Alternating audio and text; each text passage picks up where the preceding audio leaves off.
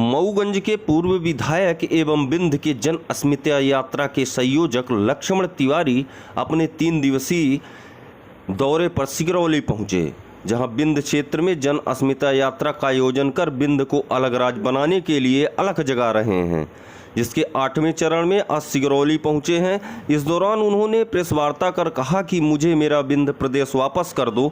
बिंद प्रदेश पहले भी अस्तित्व में था और रीवा राजधानी हुआ करती थी, लेकिन चंद नेताओं के लालच और व्यक्तिगत लाभ की वजह से बिंद प्रदेश अस्तित्व में नहीं है।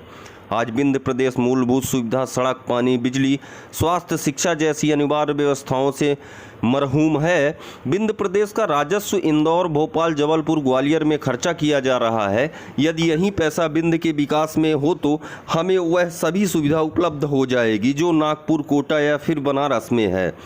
बिंद का सिगरौली जिला ऊर्जाधानी के नाम से जाना जाता है, लेकिन यहाँ की बिजली से मुंबई, दिल्ली का मेट्रो चल रहा है। यहाँ का किसान बिजली की समस्या से जूझ रहा है और दिल्ली से ज़्यादा कीमत पर बिजली खरीद रहा है, जबकि बिजली यहीं बन रही है। पावर कंपनियों किसानों से औने पौने दामों पर ज़मीन लेकर यहाँ के लोगों को गुमराह किया है। इनसे तो अच्छे कमलनाथ सरकार थी जो 100 रुपये में लोगों को बिजली दे रही थी। नेशनल हाईवे के सवाल को लेकर लक्ष्मण तिवारी ने कहा कि पूरे बिंद में सड़क की हालत खस्ता है। अभी हाल ही में सीधी सिगरौली रोड को मेंटेनेंस के लिए करीब 16 करोड़ रुपए दिया गया था, लेकिन एक नेता सहित जिला प्रशासन इस पैसे का बंदरबाट कर लिया है। पूरी रोड गड्ढे में तब्दील हो चुकी है, जबकि सीएम से लेकर स्थानीय जनप्रतिनिधि वाही लूटने में लगे हुए हैं। हमारा बना बनाया लौट गया और निश्चित रूप से अकर्मण्यता के कारण लौट गया, या नेताओं के कहीं न कहीं गड़बड़ी के कारण लौट गया, या प्रलोभन में फंस गया, या किसी न किसी कारण से आज बिंद हमारा नहीं है। हमारा पुराना बिंद हमें लौटाया जाए, क्योंकि शिक्षा, चिकित्सा, बिजली और रोजगार ये जीवन के प्रमुख अंग हैं। जितना जिंदगी जीना जरूरी है उतना इन संसाधनों का भी जरूरी है। अस्मिता यात्रा 390 से ज़्यादा जनसभाएं कर चुकी है। कोविड के कारण माइक इसमें अवरोध है भी, और जगह जगह हम संगोष्ठी कर रहे हैं। हम 7 चरण का इसको पूरा कर चुके हैं। सन 19 से चल रही 8वां चरण है। 20 चरण तक हमारा कटिबद्ध आंदोलन चलेगा, और मैं समझता हूँ कि 12 चरण जब पूरा हो जाएगा तो ये हमारा आंदोलन जन अस्मिता का हमारा परिपक्व हो जाएगा। यहाँ के नेताओं के अकर्मठ और इसके बाद जो जनता जनार्दन किसी दल के पीछे जब पिछलग्गू होती है तो उसके परिणाम घातक होते हैं। हमारे बिंद के बिजली से दिल्ली की मेट्रो ट्रेन तक चल रही है।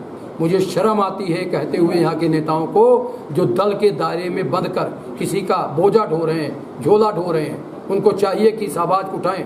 जब जन आवाज़ नहीं उठा पा रहे हैं, जन कल्याण की बात नहीं कर पा रहे हैं, तो उनको अगली बार जनता उनके फिर अपने घर पर बैठाए। ये मेरा अनुरोध है पूरे बिंद के लोगों से। मेरा ये कहना कि 17 करोड़ कुछ लाख को मेंटेनेंस के लिए रोड एक नेता को यहाँ मिला था। मैं बेबाक आदमी हूँ, मुझे कोई डर नहीं लगता इस बात के लिए साफ साफ बोलने में। और वो मेंटेनेंस के नाम पर आधा पैसा पेटी कॉन्ट्रैक्टर की तरफ चला गया, और उसमें 2-4 करोड़ रुपए अधिकारियों के जेब में चला गया। ले दे के जो बचा उसको खा गए। गुणवत्ता विहीन काम हुआ है, और मैं तो कहता हूँ इसकी जांच होनी चाहिए उच्च स्तरीय, और जिन लोगों ने इसमें गड़बड़ी की उनके खिलाफ सजा का FIR का प्रावधान होना चाहिए। नियम के तहत जहाँ भी कोई लगाएगा स्थानीय उद्योग फैक्ट्री, वहाँ के आसपास कॉलोनी बनाएगा, वहाँ के लिए बिजली देगा, वहाँ के लिए एजुकेशन देगा, उनके बच्चों की भलाई, जन कल्याण के लिए कार्यक्रम करेगा। मैं मानता हूँ कि शोषण हो रहा है। यहाँ को लोगों को चूतिया बनाकर उनकी ज़मीनें हड़प ली, औने पौने दाम में उनका कर दिया, और सरकार इसमें मिली हुई है। इसमें मैं मानता हूँ कि कमलनाथ जी ने जो 100 रुपये यूनिट या लेने का जो विवाद बनाया था, इसमें मुझे कहने में कोई गुरोज नहीं। वो हमारा रेट यहाँ भी होना चाहिए और पर्याप्त बिजली मिलनी चाहिए।